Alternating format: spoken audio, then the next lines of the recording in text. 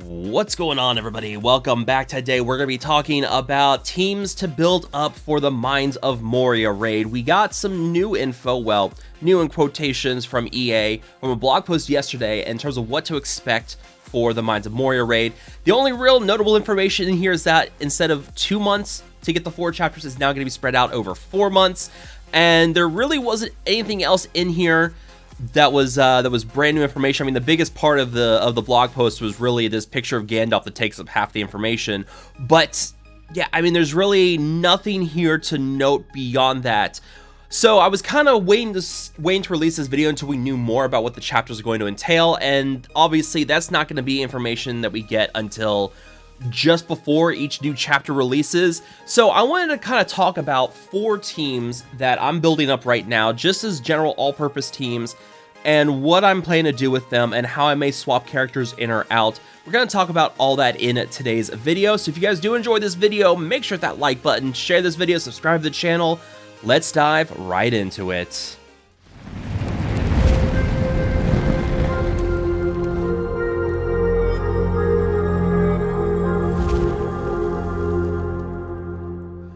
So when it's coming to what teams to build up, I'm looking for teams that are going to fit different criteria. We've gotten teases from Capital Games in terms of, you know, there's probably going to be a single target fight. We know we fight against the Balrog in one of the chapters. That's very likely going to be a single target fight. There's probably going to be chapters that require a lot of healing to sustain your team.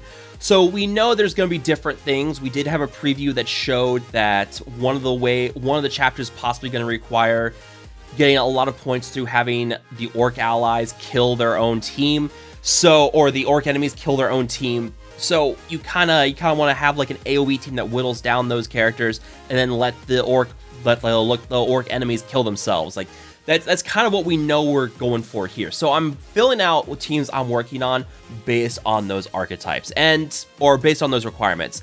And the first team I think pretty much everybody's going to be building up is going to be elves. If you have Lord Elrond, perfect. If you don't, this is where Legolas comes into play.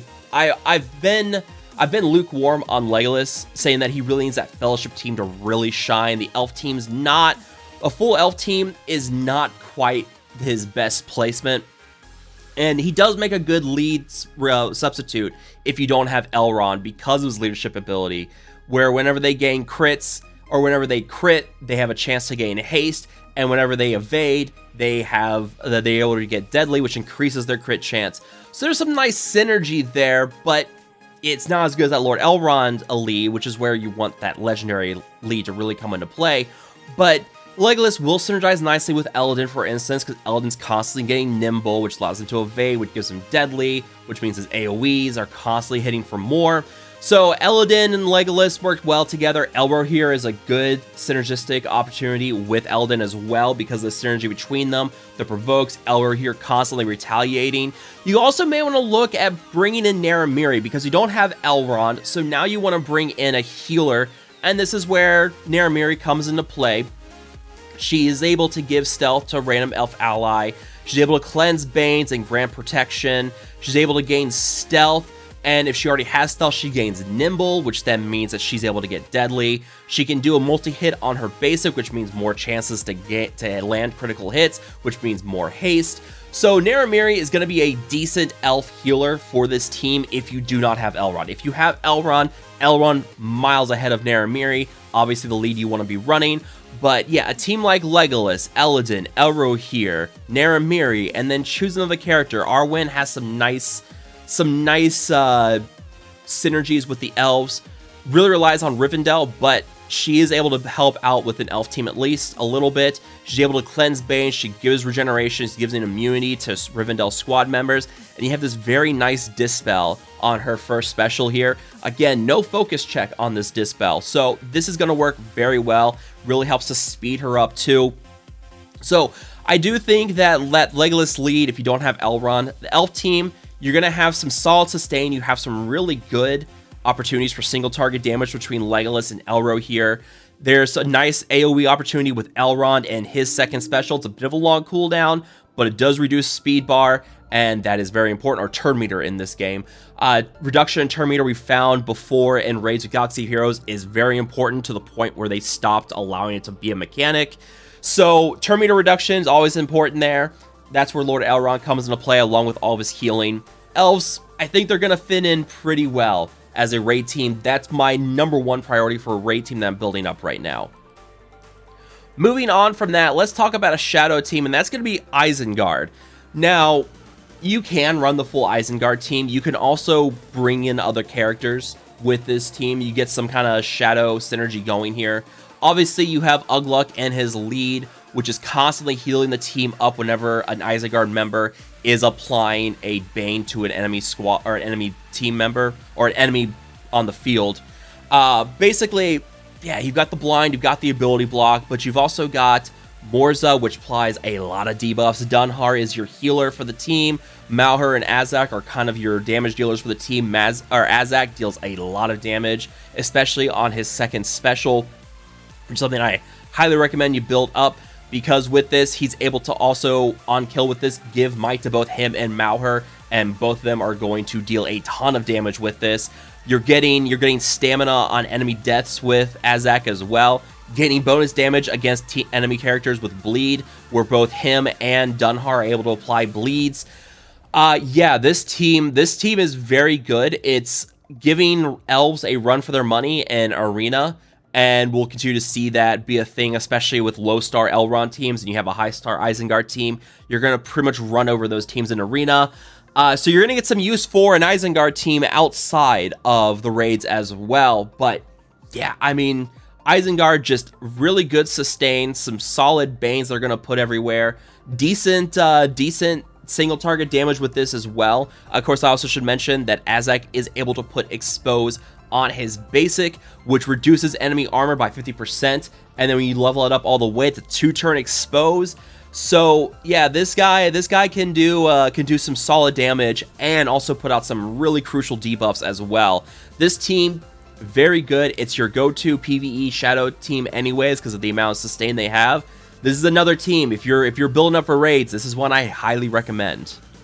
Alright, so moving on from that, let's talk about Road to Rivendell. Now, this is one that they have some issues in terms of squishiness, but the amount of assists they can call in, their incredible speed on the field, they're moving fast, and they do have the potential to really deal some solid single target damage. And this is where another one I think, like against a Balrog, could be decent. Pippin is your healer for the team, and this is probably one of the more important abilities to upgrade if you're going to be running Road to Rivendell, because this is going to reduce the cooldown on his heal ability, but also this also cleanses Banes from your team. Now, there's other ways to cleanse Banes, like for instance here on the passive for Pippin as well. Pippin is pretty much your support slash healer.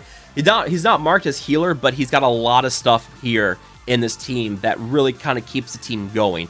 Regeneration on his second special, especially if Mary is present, and then his Stinging Swipe basic can dispel boons, and when he's called to assist from Mary, well then he's going to dispel boons. So you have some nice control there with Pippin. Strider's obviously your lead for the team. His leadership ability does give bonus armor and damage to Road to Rivendell, kind of helps make them a little less squishy and gives them the ability to last a little bit longer, but also really beefs up that damage. Got a nice single target ability there with his first special, Burn the Shadows. His second ability, his second special, has a really good crit chance on it, which ties back into his leadership, giving that stealth to the Hobbits so that they're forced to tank against Strider. So Strider's kind of your weird tank for the team. You also do have Sam in this case, and we're gonna be doing a video on tier 2 of the Gardener's Journey, because that event is much easier now that we're able to use Sam. It's become a whole lot easier, thankfully.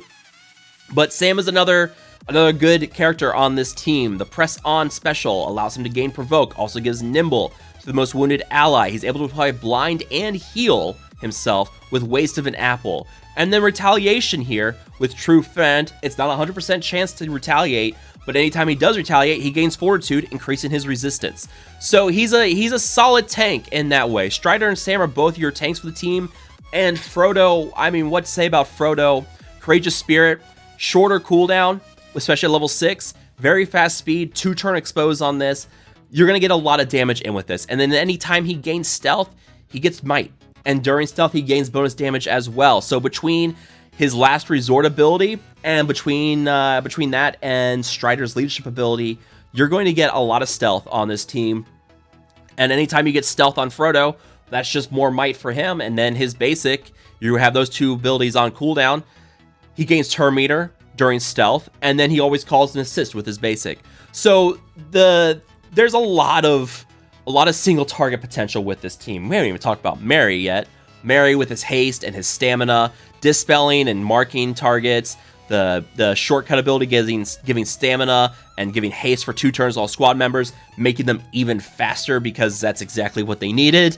But yeah, bonus focus on him, immunity for Pippin or Merry when they drop below 50% health. Now, I also should note, this does not have a qualifier that's only once per battle, so this can occur again and again when they fall low on health. And then, of course, call an assist with Pippin here on double up, which then means you get that boon dispel with Pippin's basic as well. This is one team I've been very high on for endgame content for a while. They're not very good for beginner players, but when you start reaching that endgame content, there's going to be some solid potential with this, and the developers have even said that they expect this team to be very good, and they are going to be closely monitoring things if Road to Rivendell does not perform up to expectations. So I would not be surprised to see a buff on this team if things do not end very well. So even if the team's not performing great at first, I would still keep an eye on this team because they will likely buff it in one way or another. Now, finally, let's talk about Rohan, the Rohan Trio, and then kind of talk about how you can use Ealdred and Wolfwin, but other characters you can kind of bring in with this team. So the Rohan Trio, very friendly for beginner players. There's a lot of assist mechanics within this team. Lady Eowyn's leadership ability gives bonus crit chance to Rohan members when they assist or counter. She's able to give might to the full team, calls the ally with the highest damage to assist. She's able to dispel banes on your team and then afflict disable, which is ability block, on the enemy target. And then she's also able to gain bonus turn meter when an ally is inflicted with a bane. So pretty good stuff there. Also getting a lot of defensive here every time she counters, which happens a lot. So she's very good support, and she can be very annoying to deal with when it's time to finally hit her, because she's always countering, she's getting more defensive, she's blocking. Éomer is another essential part of this team. His brotherly devotion passive gives assist, and then every time he assists, his basic is giving him turn meter here. He's able to call allies to assist with the Marshal's command. His Rohan attacker summon is really squishy, so not a big deal there, but his courageous charge, if Eothane is present, deals quite a bit of damage, and also able to cleanse banes from himself with this. So really good synergy between Éowyn and Éomer, and then Eothane kind of fills out that Rohan Trio. Sentinel stance gives a few stacks of provoke, but also gives turn meter to your team. Show of Strength will give counterattack to your team, and then Vanguard gives some bonus health to him, but also his basic. Whenever he counters or he assists with this, well, he's able to inflict Expose. We've already talked about Expose with Azak and the Isengard team. This armor reduction, very helpful for that. So you have that Rohan Trio, and if you want to run the full Rohan team, you can. Ealdred is a solid healer for the Rohan team. If you're going to be running a full Rohan team, you do want to bring Ealdred in, obviously. Wolfwin is good for single target damage, but the big qualifier here is that you got to keep her topped off. If you don't, then she starts losing out on this bonus damage, and that kind of holds her back if you don't have that bonus damage through her passive. So if you're looking at other characters to bring into this team, there are a good few options. For one, Gaz Ironhide. We've seen a lot of people run Gaz Ironhide plus Rohan Trio in Arena. There's no reason to think that won't work. That will not work here. Number one, Gaz has a lot of AoE within his kit. Taste of Iron, his first special, dispels boons from each enemy, and when fully leveled up is a 4-turn cooldown. His second ability, Rampage, can also deal some solid damage, and he gets the Giant's Burn, but his passive here, he gains bonus armor and bonus max health. And then if he starts falling low on health, his basic here can start dealing bonus damage. So if you call him in on assist and he's low at health, and yeah, you get some bonus damage with that. So he's a good option to fill out that team. One of the characters I do want to keep my eye on, and this is going to be a faction that's probably going to work out pretty well when we get the full team, is going to be Haradrim, and especially Roble. Right now, there's been no indication that turn meter reduction will not be a mechanic within the raid. I would not be surprised to see that happen, but if it's not there, I could see Roble shining really well inside of the raid, because there's a lot of turn meter reduction within her kit. For instance, her basic, this has a solid turn meter reduction on it. When fully maxed out, you're able to reduce the target or the target's turn meter by 25%, which is huge. She's also able to remove turn meter on her wide swing ability. It's a 5-turn cooldown, and it only reduces turn meter by 15% when maxed out, but still, that's not bad. She's also able to inflict Black Serpent's poison, which will pretty much inflict a stack of poison if that target tries to gain a boon. So if you've got someone who's trying to gain taunt, you use this, you get poison, or you get the Black Serpent poison on them, and when they try to taunt, well, now it's removed, and now they get a stack of poison instead. So it's a sort of disrupt, and it's not the best, most reliable method because you have to have a crit here, but we'll probably see things with Haradrim when that full team comes out. I would not be surprised to see bonus crit chance with this team, and that will give an opportunity for her to more reliably place Black Serpent poison.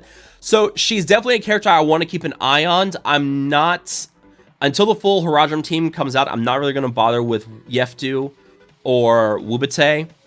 I'm really focusing on Roble because of that turn meter reduction. In terms of other characters that I'm really focusing on, or I think could be good, I don't think there's really anybody else that I'm keeping an eye on right now. Naraz, when he's geared up, he's still pretty solid. He's able to kind of, especially if you're running like a shadow team, you're running like trolls on a team. Way of the Orc with him is going to be helpful here because he gives provoke to them, especially with Gruhur the Brute, the Troll Brute. That could be very helpful as well. He does give you a summon here with Troll Stonebreaker, which does give AoE attacks and also can apply stun. So if you're looking for an AoE heavy team, Naraz is probably going to be a good option for that.